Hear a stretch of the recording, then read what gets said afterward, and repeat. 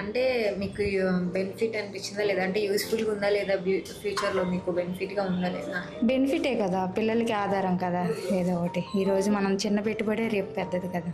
మా సర్వీస్ మీకు ఎలా అనిపించింది మేడం? బాగుంది, ఎక్సలెంట్. Thank you madam.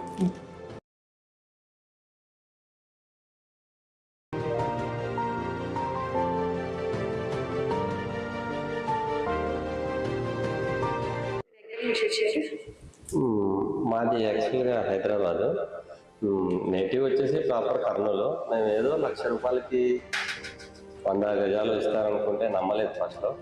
కానీ ఇక్కడికి వచ్చినాక మేము యాక్చువల్గా రియలైజ్ అయింది ఇది అవుతుందా లేదా అని అనుకున్నాం. యాక్చువల్గా అబద్ధం ఉంటుందో డౌట్, బెనిఫిట్ ఆఫ్ డౌట్ తోటి వచ్చాము. కానీ యాక్చువల్గా వీళ్ళు ట్రీట్ చేసే విధానం బాగా నచ్చింది. ఒక సొంత ఫ్యామిలీ మెంబర్స్ లాగా చూడడం వల్ల మేము తీసుకోగలిగాము.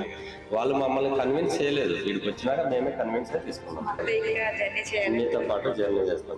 మేము కూడా తొందరగా మిమ్మల్ని వదిలేయాలనుకోవట్లేదు. యాక్చువల్గా ప్రయత్నం అయితే మేము చేసి కంపల్సరీ తీసుకోవాలి ఇంకా ముందుగానే అనుకుంటున్నాం. మాకేది బెస్ట్ గిఫ్ట్. పొద్దున ఈయన అన్నాడు కానీ అనుకుంటున్నాడు క్లియర్గా. Thank you.